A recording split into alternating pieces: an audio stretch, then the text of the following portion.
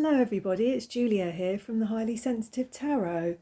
I'm here today with another in my series of Learn Tarot videos, and today we're going to be looking at nights. So I've got some cards here as usual. I'm going to put some timestamps in this video because I appreciate not everybody might want to watch or look at every card, and sometimes people are a bit pushed for time, so I'll put some timestamps in this video and then you can watch what you want. So if we're thinking about knights, we're thinking about court cards. I just want to give you a little introduction really to court cards, because I know a lot of people have trouble with court cards. So if we think about the major arcana as representing the questioner's psychological state, then the court cards kind of expand the information with details of relationships and personality traits and the creative potential of a person in a much more specific way. So they act as a bridge between the major and the minor arcana.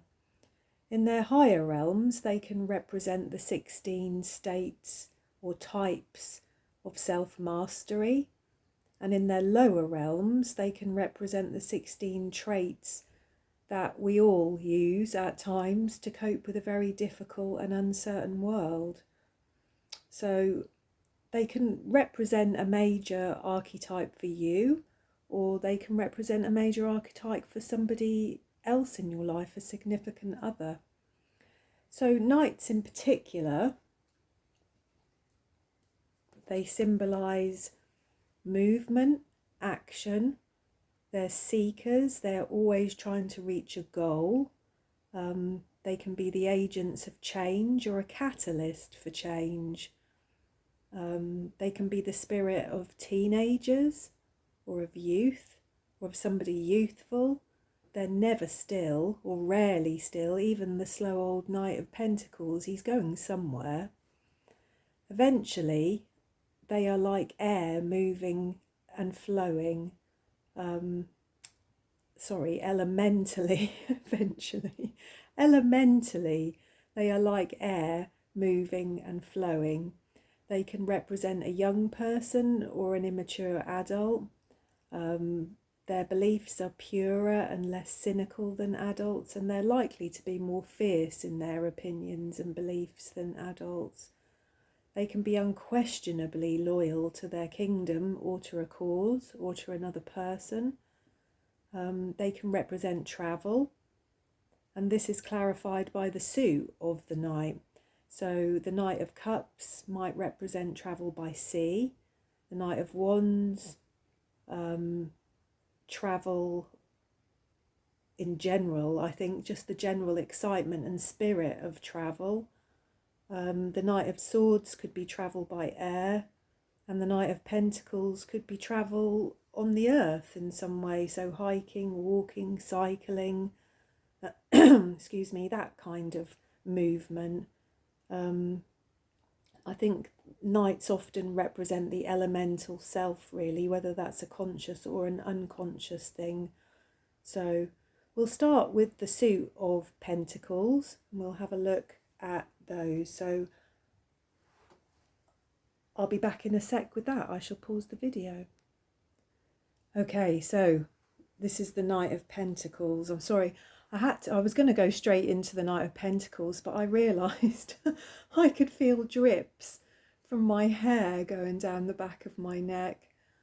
My hair, I've just had a shower this morning and my hair is half dry, as you can see, and half still quite wet, and I could feel it dripping, and that was most unpleasant, so I had to go and sort that out. Anyway, so we're looking at the Knight of Pentacles. I've got 3 cards here that I shall show you. But anyway, this is the Radiant Rider-Waite-Smith Wise tarot deck, I think, I believe. And in this card, we can see here the knight holding his pentacle, and I think what we're being asked to think about really with this card is will the knight plant the pentacle in the ground like a seed? You know, we can see the ploughed fields around him. And the pentacle is something that could be sowed into the ground as a seed to grow something. So it's, will he plant his seed, or will he just continue to plod on? Because he is a plodder, the Knight of Pentacles. He's the slowest knight in the deck. But he's steadfast and hardworking. I think capable of succeeding on most levels, really, with most goals in his own way. Out of the knights, I would say that this knight is possibly the most mature and responsible energy. Can be organised and respectful. It can have a place for everything. This is a reliable and methodical and patient and tolerant person in their higher realms. They can be kind and nature loving. They like being at home. They like being part of a family. They can be quite materialistic. But only because they enjoy home. In their lower realms, this knight can represent, excuse me, in the lower realms, this knight can represent sort of black and white thinking, being quite concrete in your thinking, a certain level of stagnation, having quite dogmatic views, having a lack of direction, being lazy, a spendthrift, somebody who's not good at managing their money, somebody who might be too solitary, spends too much time on their own, somebody who lacks drive and dynamism because of fear of failure, I guess. But yeah. So that's a very traditional Rider-Waite-Smith Knight of Pentacles. We've also got, in the Cosmic Tarot deck, we've got the Prince of Pentacles, which is often how knights are represented as well. And in this card here, we can see a bull in the background. And I think the bull really symbolises that kind of persistent and solid effort, that sort of steadiness and reliability of strength and solid effort, I think. Like I said, I love the facial expressions of the people in these cards. That's why I picked them out for the court cards to show you. He looks like somebody who's quite dependable, I guess, there, doesn't he? He looks stable and yeah. Stable is the word I would use for him. And then in the Mary L deck, which I also picked out here to have a look at, I thought I would have a little read from the book because I'm still learning the Mary L deck. And there's so much going on in these cards, and they're so different from what we would see in a very traditional Knight of Wands, Knight of Pentacles, sorry, that I thought I would have a read. So, for instance, this is a tiger, isn't it? And I would represent tigers, I suppose, as wands to me. Cats, big cats, lions, tigers, they're fire energy. They're kind of wands energy. So to me, it's not an animal that I would sort of automatically associate with pentacles. So let's have a look and see what has been written in here. So she says this card was based on the idea of Buddha and shows the young Buddha on the powerful tiger of his destiny. The tiger has his paws in a pond made by one of Buddha's footprints on the earth, and his body and tail rise up into the Bodhi tree. He has everything he needs here and now. Enough food, air and water, a powerful vehicle for his motion through life, which is black and white, good and evil, just like the checkered floor of the temple, and his house, his home, is just a short walk over the lawn. And we can see that actually there, can't we, in the background? So that's why the tiger is not coloured here. The tiger is black and white here. The hanged man hangs from the tree. Do you know, I didn't even see that. Where is that?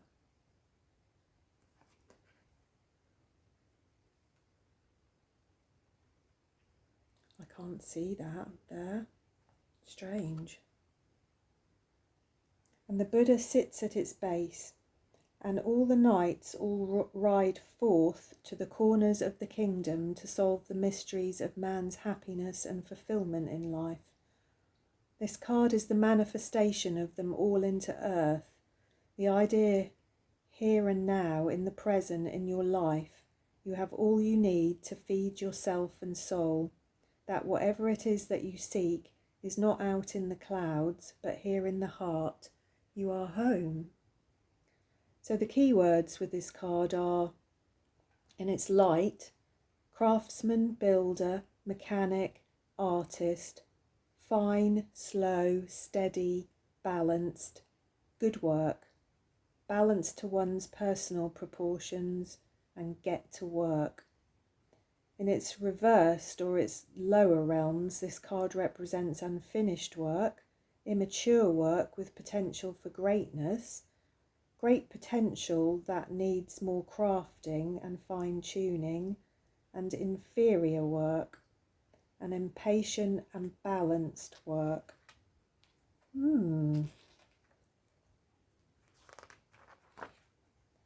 That is really interesting, isn't it? So as we can see, you know, even with a card that in many respects seems quite a simple, straightforward card, different people have very different takes on the energy of the Knight of Pentacles. So there we go. So I shall be back in a sec with the next. Okay, so this is the Knight of Cups.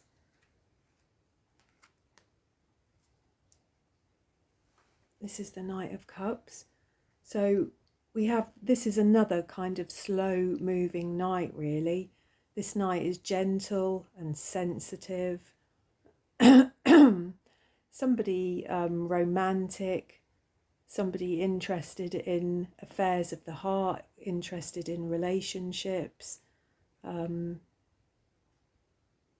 This is somebody that in their higher realms would be sensitive and loyal and romantic and kind and caring, but in their lower realms could possibly be codependent, could be potentially narcissistic, could be somebody with some kind of low-level cunning, somebody deceptive or manipulative, somebody that uses manipulation to manipulate relationships, I guess, because the Knight of Cups is all about relationships. He's there with his cup of love, and in a more immature way, perhaps this knight might be capable of manipulating other people to get what he needs.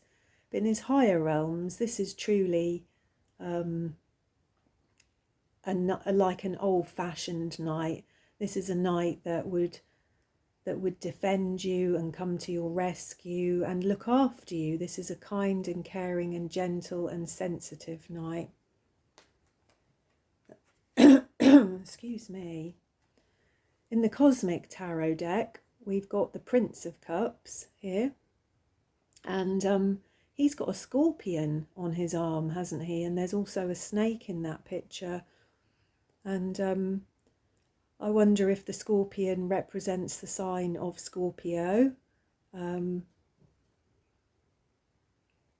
now my cat wants to go out. That's typical, isn't it? Let me just pause the video. Okay, sorry about that. It's typical, isn't it? I think I'm having a funny day today. I'm finding it quite hard to focus and do this video today. So anyway, where are we? We're at the Prince of Cups, aren't we? So as I said, there's a scorpion, isn't there? And there's a snake in this picture. And this makes you wonder whether this is to represent the sign of Scorpio, or whether it's to represent some kind of sort of mysterious nature, some kind of cunning. As I said, in his lower realms, the Knight of Cups could represent somebody who can play on people's feelings to kind of gain an advantage. Could be somebody who was depressed or moody, an emotional manipulator. But in his highest realms, this is really a night of love. This is in the truest sense of the word. This is kind of Romeo to Juliet. This is an artistic and highly principled, sort of idealistic seeker of love and beauty and truth. So let's have a look and see what Mary L has got to say about the Knight of Cups. This is the Mary L card, which is beautiful, isn't it? I think we can see that kind of knight energy there, can't we? Of like an old-fashioned knight, a knight in the truest sense of the word. Let's see what she's written here. I'll put the book here so I can read to the camera. So the Knight of Cups was fashioned after a knight on the Grail quest. The Holy Grail was said to be the cup Jesus drank from at the Last Supper. When he was on the cross, a Roman soldier pierced his side with a lance, and the blood and the water that flowed forth was caught in the Grail. The blood and water, being both human and divine, bestowed the Grail with miraculous sustaining and healing powers.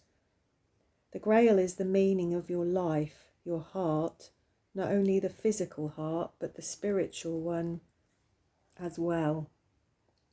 It is the centre of your being and the source of life, strength and sustenance.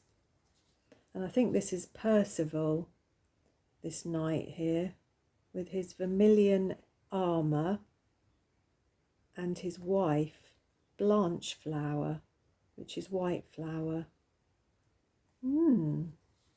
There's lots and lots here about the sort of Grail, the Holy Grail, and the myths and legends surrounding that, which I'm not going to get into here. But the key words for this card are motivated by heart, driven by higher purpose and calling, clean, pure, and not ruled by ego. This is authentic, a full cup, and a full heart. But in its lower realms, this card is inauthentic, dry, wasted, cold, emotionally draining or emotionally drained, and an empty cup. So it's interesting, isn't it? That's really interesting, because some of that I was just saying there makes me think about the Ace of Cups. It wouldn't necessarily make me think about the Knight of Cups. But there we go. So I shall be back in a sec with the Knight of Wands. Okay, so the Knight of Wands. So this is a more speedy knight. Not the speediest, I don't think, but a much more speedy knight than the Knight of Pentacles and the Knight of Cups. This is a charismatic person, a person who rarely slows down. It could be a person who goes for grand gestures. This could be like the party teen, somebody who's popular and loves being the centre of attention. They could bravely go into the unknown with an attitude of purpose and confidence. They're intuitive and imaginative. This is, I guess, the kind of love 'em and leave 'em type knight, isn't it? This is a fiery knight. In the lower realms, this knight can sometimes be referred to in readings as a player, you know, a cheating person, somebody not to be trusted. So in his lower realms, this knight can be a little bit too headstrong, bossy, or even a bully. They can be a bit narcissistic, not always sensitive to other people's feelings. They could be possibly a bit hyperactive with a bad temper and not be able to complete tasks. And as I said, I often associate this card as a kind of player card, that this person is not to be trusted, really. Yeah. So we've then got the Prince of Wands, and he has a shield with a lion on, doesn't he? Which I would imagine represents Leo. We've also got the sun in the background there, which is another sort of symbol of Leo and of fire signs. So that's interesting. And then we'll have a read from the book for the Knight of Wands, who, where are we? Who in the Mary L deck is represented as, is that a wolf or a bear? I'm not sure. What do you think? I think it's possibly a wolf, but I'm not sure actually. So we've got here the Knight of Wands, the Dark Knight, was originally meant to be a black panther. Excuse me. I am sorry about my voice today.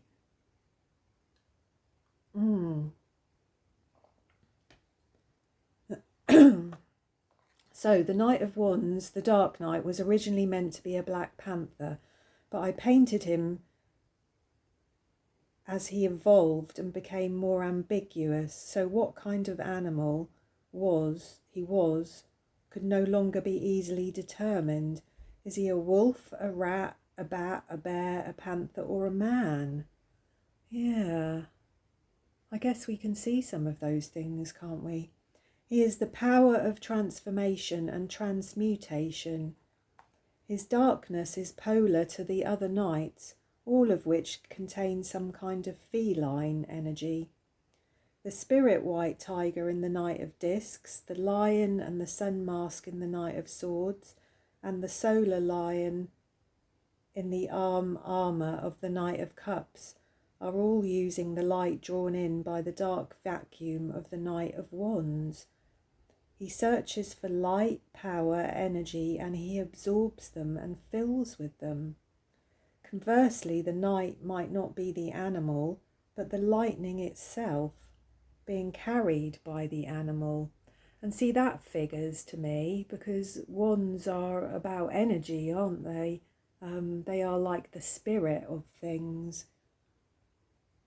The lightning seeks the path of least resistance and seeks a good place to strike. In its upright energy, this is shadow side, dark side, keeper of your energy. Gold inside the dark mountain, the black knight, the dark horse, the powerful source of creative energy, lightning in a bottle, the fire of originality and creative fire and passion. And in its lower realms, this is using creative energy in a harmful or self-destructive way, shady, malignant, dark and hidden motives, a demon, a devil, or a trickster. So there's a very, very dark take on the Knight of Wands here in the Mary L deck, isn't there? When we look at these cards here, you know, I don't see the darkness in this card, and I certainly don't see the darkness in the Cosmic Tarot here. That's really interesting, isn't it? I really very much like the idea of the lightning being kind of the spirit of the Knight of Wands, because this really is a person who has the energy to get things done. You know, this person is dynamic, aren't they? You know, they will be the person that has the energy to get things finished and get things done. So really interesting there, the Knight of Wands. And then lastly, we've got the Knight of Swords. So the Knight of Swords here, this is the speediest knight in the deck. This knight is extremely fast, perhaps recklessly fast sometimes. But in its higher realms, actually, this is the sort of mercurial energy of the mind towards sudden inspiration or new ideas. There's a real mental brilliance about this card. This is a person who could be called too smart for their own good or too talkative for their own good. This is a brave person with a real mental brilliance, actually. And also the ability to kind of rush headlong into the unknown without fear, which can be a good thing, but also in its lower realms, I guess, could be considered impulsive, couldn't it? In its lower realms, this card takes no account of others' feelings, really. This is a person lacking in tact and subtlety. They can be sharp-tongued. They could be a person that enjoys or gets off on gossip. This could be a person who's easily bored, that needs constant mental stimulation. And if bored, they could become angry and argumentative. Then we've got the Prince of Swords here. So, yeah, what's he got on him? So he's holding a sword and a book. So that would represent the sort of mental clarity and his kind of mental brilliance, really. This mercurial energy of the mind. Somebody inspired by new ideas. Somebody, as I said, who might just be too clever for their own good. And then we have, with the Mary L, this card here, which is fascinating, isn't it? Look at the knight there. Look, I think he's on the back of an owl, isn't he? Yeah. And he also has a lion's face, or an emblem of a lion there, I think, on his face. And in the book, in the Mary L book, she said, the Knight of Swords is the sun and the sun. So the sun as in S-U-N and the sun as in S-O-N. His lion mask is a symbol for the sun, and the golden light radiates and streams out of it. He rides the middle pillar and crosses the abyss on wisdom and experience as symbolised by the owl down here. Anytime you say that something exists in the sky, in the heavens, it really exists inside your heart and self, in the spiritual unseen universe of energy. The mouth of the lion and man are the doorway in and out of the abyss, where the universe is created and where we feed ourselves with food, water, and the breath of life. So in its upright position, this card represents quick and decisive action, courageous and brave, righteous action. Cut away what you don't need to make yourself light enough to fly. That's clever, isn't it? And something is flying into your life or your situation. In its reversed position, this represents clutter and excess comforts weighing you down. I suppose that's sort of referring to the things in all the trappings of life, I guess, that we kind of get distracted by sometimes. Indecisiveness, wavering, and something flying out of your life. So there we go. The Knight is a really interesting card, I think. Yeah, a really interesting card, and such fascinating different takes on the cards. I think out of all the ones we've looked at here today, I find the Knight of Wands here from the Mary L deck, the most fascinating and intriguing. I really like that she's got this animal here, that it's kind of a bit ambiguous as to what the animal exactly is, because it's got a man's hand here, hasn't it? And it's holding the lightning in its hand, which is like that creative burst of energy, isn't it? So there we go. Really interesting cards today. So I hope you enjoyed that. I'm sorry about all my coughing and not being terribly prepared today. As I said, I came and sat down and realised just how wet my hair was, and that was irritating, and then the cat and other such things. But anyway, I hope you enjoyed that, and I shall be back fairly soon, I hope, with the Queens. So I'll see you again soon. Thank you.